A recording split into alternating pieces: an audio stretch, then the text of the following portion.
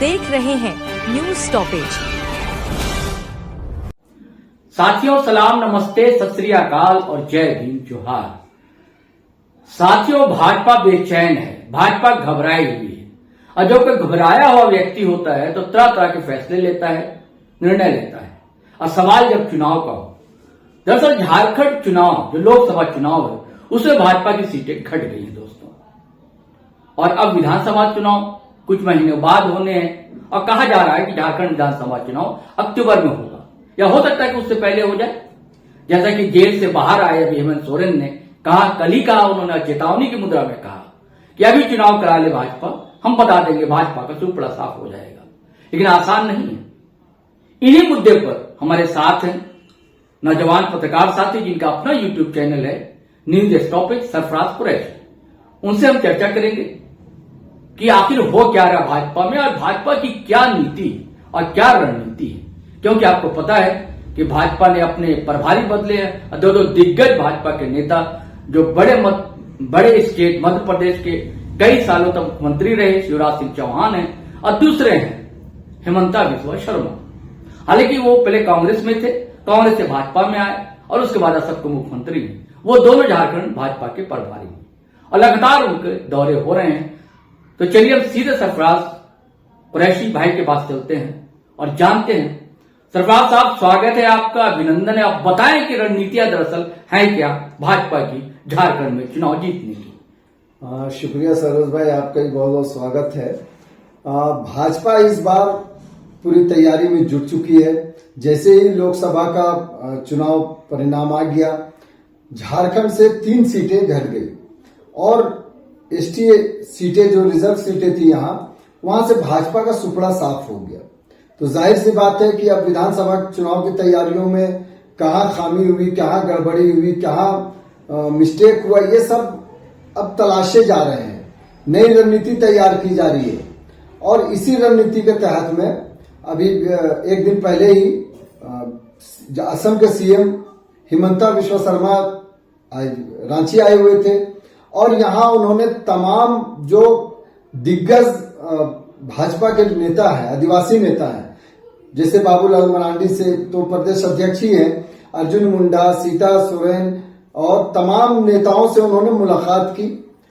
क्योंकि ये इस बार तैयारी कुछ ऐसी है कि जो सीटें लोकसभा में घटी हैं, आप देखेंगे कि पिछले विधानसभा में भी जो चुनाव हुए थे उसमें से 28 एसटी के लिए रिजर्व सीटें, आदिवासी के लिए रिजर्व सीटों में से भाजपा को सिर्फ 2 सीटें ही मिली थी।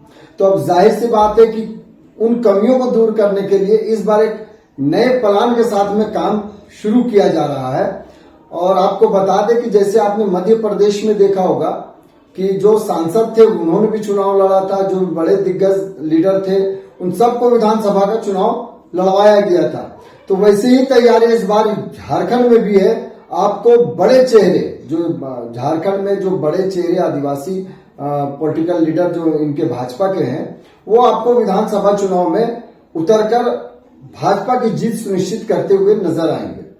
जैसे कौन कौन नाम सरफराज हो सकते हैं इनमें? जी, मैं कुछ नाम आपको आज के भास्कर में ही छपी हुई खबर के अनुसार ही कुछ नाम जो सबसे ज्यादा चर्चित है, उन नामों में बाबूलाल मरांडी हो गए, अर्जुन मुंडा चुनाव लड़ेंगे, पूर्व केंद्रीय मंत्री सुदर्शन भगत, पूर्व सांसद जो भाजपा कांग्रेस से भाजपा में गई है, जिनको अभी चाईबासा से हार मिली, गीता कोड़ा होंगी, समीर उरांव होंगे और पूर्व आईपीएस अधिकारी आपको अरुण उरांव भी चुनाव लड़ते दिखेंगे, पूर्व सांसद सुनील सोरेन भी चुनाव लड़ते दिखेंगे, पूर्व प्रदेश अध्यक्ष ताला मरांडी भी चुनाव लड़ते दिख सकते हैं और सीता सोरेन भी चुनाव लड़ेंगी। लेकिन सबसे ज्यादा जो एक और चर्चित जो नाम उभर कर आ रहा है वो ये है कि सीता सोरेन की बेटी भी इस बार चुनाव लड़ सकती है। मतलब उनको भी टिकट हो सकता है कि इस बार भाजपा दे दे।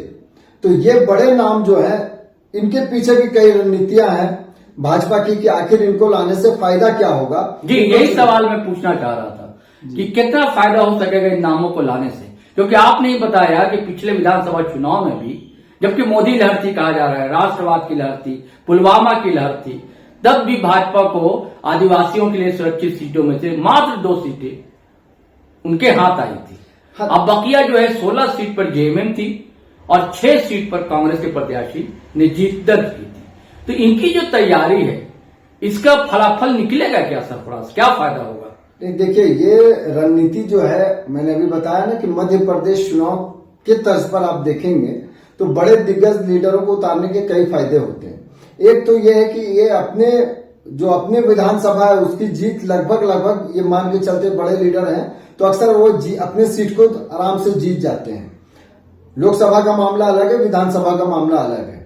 चूंकि लोकसभा में कई विधानसभाएं होती है तो पता चलता है कि 2-3 विधानसभा में जीत हुई है, 3 विधानसभा हार गए। तो ऐसे में जो विधानसभा में जीत हासिल हुई, जैसे अर्जुन मुंडा खरसावां में बेहतर प्रदर्शन करते हैं और हमेशा वहां से जीतते रहे हैं, तो ऐसे में अर्जुन मुंडा अगर चुनाव लड़ते हैं तो न सिर्फ अपनी सीट जीतते हैं, आसपास के भी सीटों को वो प्रभावित कर सकते हैं, मतलब जीत सुनिश्चित कराने में मदद कर सकते हैं।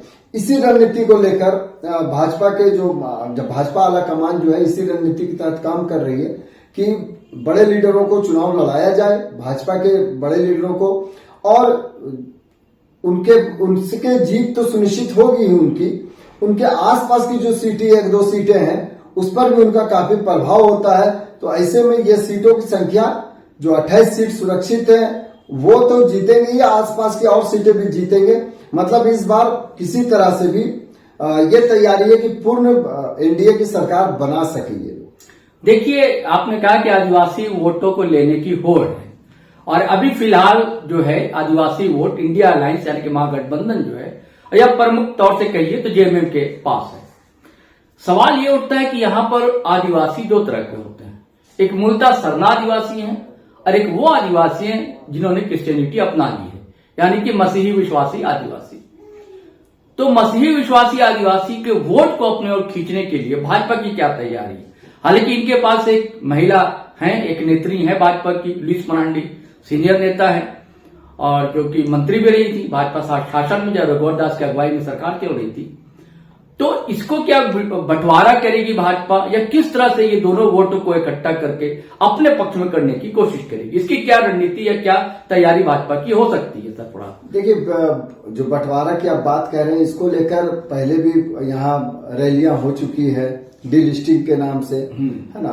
तो ये इसका कोई फायदा लोकसभा में भी चुनाव में नहीं दिखा, जबकि जो एकजुटता दिख रही थी, आप ये पूरी तरह से नहीं कह सकते कि आदिवासी वोट जेएमएम के पास है, क्योंकि जिस प्रकार से लोकसभा का चुनाव और विधानसभा का चुनाव पूरी तरह से अलग हो जाता है। आप देखेंगे कि लोकसभा चुनाव में हेमंत सोरेन के जेल जाने का असर काफी कुछ दिखा और इसका फायदा ये हुआ कि हेमंत सोरेन के जेल गए, एक और नई स्टार जेएमएम में उभर कर सामने आ गई, कल्पना सोरेन आ गई सामने।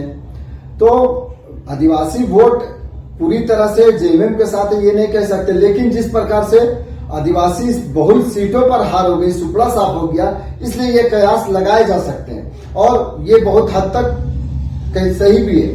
हाँ, विधानसभा में क्या होगा, चूंकि कई बार होता है कि लोकसभा में लोग अपने प्रत्याशी से नाराजगी होती है।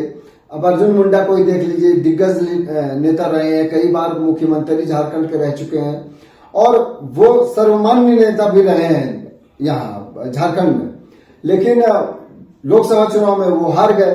अब क्या, क्योंकि कुछ लोगों की नाराजगी है, लेकिन जैसे ही वो चुनाव लड़ेंगे विधानसभा का तो वे अपने सीट को तो जीतने में कामयाब हो जाएंगे। उम्मीद काफी हद तक की जा सकती है, बाकी ये तो वोटरों के मिजाज पर है कि किसको वोट देकर जिताए, किसको हराए। लेकिन जो उम्मीदें की जाती है कि जिस तरह से अर्जुन मुंडा जो है वे अपनी सीट को जीत सकते हैं, गीता कोड़ा अपनी सीट को, विधानसभा सीट को जीत सकती है, क्योंकि पूर्व मंत्री मधु कोड़ा जो है, पूर्व मुख्यमंत्री रहे मधु कोड़ा का भी प्रभाव काफी माना जाता है। हाँ, इसीलिए कह रहे हैं कि लोकसभा और विधानसभा के चुनाव को आप एक नजरिए से नहीं देख सकते हैं।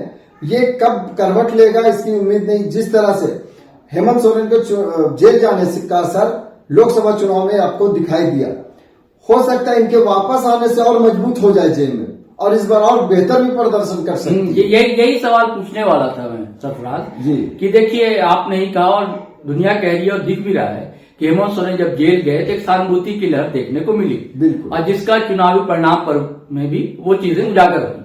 तो विधानसभा में कितना असर पड़ पाएगा, और इसी से जुड़ा सवाल है सरफराज, वो ये है कि कहा यह जा रहा है कि कहीं ना कहीं ये इशारा होगा ऊपर से कि इनको जमानत मिली है।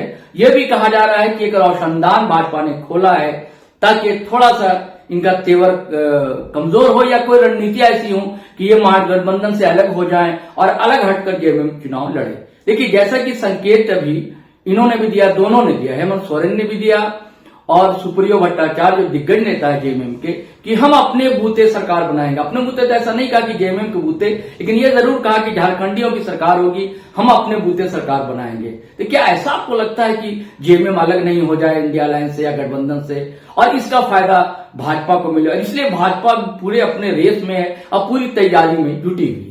नहीं, आप इस बयान को कई नजरियों से देख सकते हैं। जो आपने सुप्रियो भट्टाचार्य के बयान की बात की जी, तो सुप्रियो भट्टाचार्य से कई बार इस मामले पर सवाल हुए कि कांग्रेस 34 सीट मांग रही है, 36 सीट मांग रही है चुनाव लड़ने को। तो उनका एक ही जवाब है कि 81 सीट पर कांग्रेस लड़ेगी, 81 सीट पर आरजेडी लड़ेगी, 81 सीट पर जेएमएम लड़ेगी। मतलब महागठबंधन एक साथ मिलकर चुनाव लड़ेगा सभी, और मान ले जितने भी पार्टियां हैं महागठबंधन में सभी मिलकर चुनाव लड़ेंगी। तो अभी ऐसा कुछ दिखता नहीं है कि आपके जो हेमंत सोरेन जेएमएम जो है वो अलग होकर चुनाव लड़ेगी, क्योंकि अलग होकर चुनाव लड़ने पर ये भाजपा को फायदा होगा, इसमें कोई संदेह नहीं है।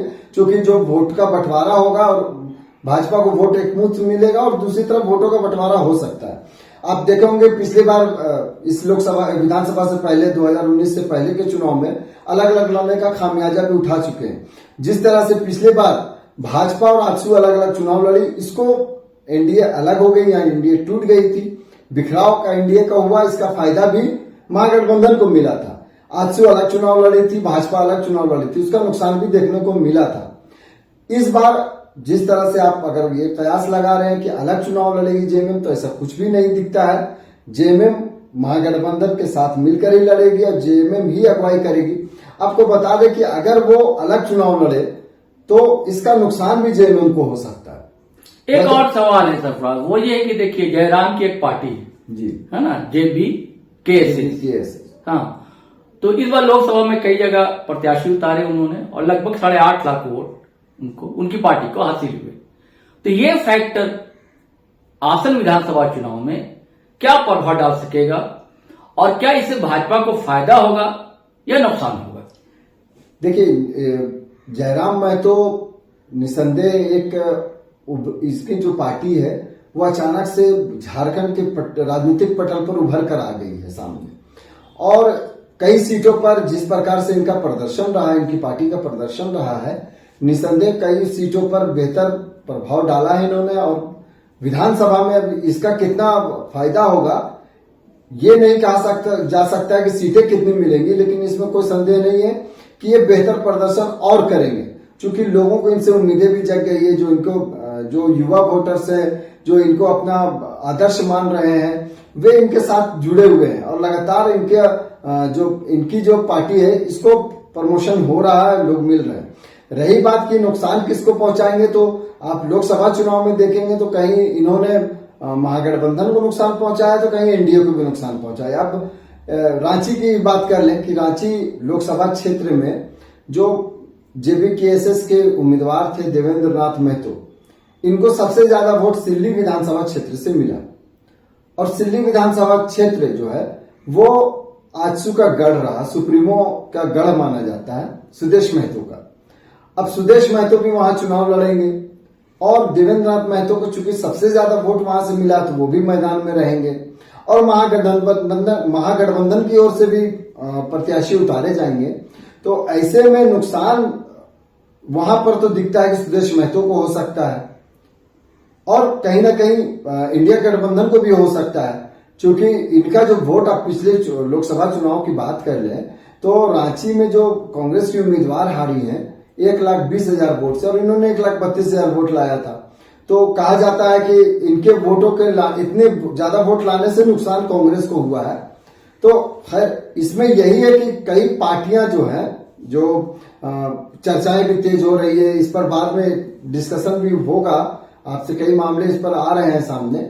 लेकिन अभी तो यही दिख रहा है कि ये किसको फायदा पहुंचाएंगे, किसको नुकसान पहुंचाएंगे, ये स्पष्ट नहीं, लेकिन ये दोनों के लिए भी नुकसानदेह हो सकते हैं और दोनों को लाभ मिल सकता है, अलग अलग क्षेत्रवार के हिसाब से। अंतिम सवाल है सरफराज, वो ये है कि देखिए हमेशा कहा जाता है कि एंटी इनकम्बेंसी का फायदा मिलता है विपक्षी दलों को। यह लगातार 5 साल से सरकार है, चाहे कुछ साल हेमंत सोरेन रहे और अभी चंपई सोरेन। हालांकि लगातार सौगातों की घोषणा की है चंपई सोरेन सरकार ने, तरह तरह की वो लुभाने की आदिवासियों को, मूलवासियों को, कई घोषणाएं हैं पिछले वीडियो में हमारे व्यूअर्स जान चुके हैं, आपने जिक्र किया था उसका। तो क्या आपको लगता है कि इसका फायदा भाजपा की अगुवाई वाली एनडीए को मिलेगा और अगली सरकार क्या एनडीए की बन सकती है? देखिए, एंटी कम्युनिटी का यहाँ पर अभी आपको वो असर नहीं दिख रहा। उसके पीछे कारण है कि जिस प्रकार से हेमंत सोरेन को मुख्यमंत्री पद से इस्तीफा देना पड़ गया और वे ईडी के हिरासत में चले गए, जेल चले गए, जब उनको जमानत मिली तो कोर्ट ने जिस प्रकार से कहा कि इन पर कोई प्रूफ ही नहीं मिल पाया है, इनकी गिरफ्तारी नहीं हुई, तो ये अब जेएमएम जो है, ये सरकार जो है, ये आम लोगों तक अब पहुंचाने का प्रयास करेगी कि किस तरह से जबरदस्ती बिना किसी कसूर के हेमंत सोरेन को इस्तीफा दिलवाया गया, एक आदिवासी मुख्यमंत्री के साथ अन्याय किया गया और उन्हें जेल में डाला गया ताकि उनकी पार्टी खत्म हो जाए, आदिवासी मूलवासी को नुकसान हो, उनकी योजनाएं जिस प्रकार से ये दे रहे थे। अभी आप देखें कई योजनाएं जो लाई गई है, सहयोग राशि का मामला हो, युवाओं युवतियों का, वो भी अब कैबिनेट से पास हो चुका है। 21 साल से लेकर 50 साल की महिलाएं जो है, और आपका 200 यूनिट बिजली फ्री है। तो कई योजनाएं ऐसी जो सीधे आम लोगों को रोजमर्रा की जिंदगी को प्रभावित करती है, वो सीधे सीधे वहां पहुंच रहे हैं और ये बताने की अब कोशिश में है, ये प्रयास कर रहे हैं जेएमएम के लोग और हेमंत सोरेन कि किस प्रकार से एक आदिवासी के साथ में इस प्रकार उनके धोखाधड़ी भाजपा ने किया है। मतलब भाजपा को ये विलेन बनाना चाहते हैं। इसी प्रकार एंटी कम्बेंसी का असर इसीलिए नहीं दिख रहा है कि जितने भी घपला घोटाले के ये लगातार मामले आए, ये हेमंत सोरेन के जेल जाने और वापस आने पर जिस प्रकार से हाईकोर्ट की टिप्पणी रही है, उससे ये बताने में काफी हद तक इनको मदद मिलेगी कि एक आदिवासी मुख्यमंत्री को जबरदस्ती इस्तीफा दिलाकर काबिज होने की कोशिश की गई है, लेकिन वे वोटरों की मदद से फिर ताकतवर होंगे। जी चलिए, अब हम दोनों की चर्चाओं का सार यही है कि भाजपा ने आखिर कमर कस ली है। अब पूरी तैयारी में है भाजपा, साम दाम दंड भेद के साथ। हालांकि सरफराज का कहना है कि एंटी इनकम्बेंसी नहीं है, एक सहानुभूति की कहीं ना कहीं लहर तो है। इसके बावजूद भाजपा की हिम्मत को, भाजपा के साहस को दाद देनी चाहिए। साथियों, फिर अगले वीडियो में हम मिलेंगे। जब तक के लिए हम लोगों को, दोनों को, मैं शहरोज कमर और सरफराज कुरैशी, हमारा चैनल है साथियों GT.live और इनका न्यूज स्टॉपेज, दोनों को आप सब्सक्राइब कर लें। हमारा चैनल फेसबुक पर है तो फॉलो कर लें और हम लोग का वीडियो जरूर देखा करें, लाइक किया करें, कमेंट किया करें। तब तक के लिए आज्ञा दिए, इजाजत है। जय हिंद, जय भारत।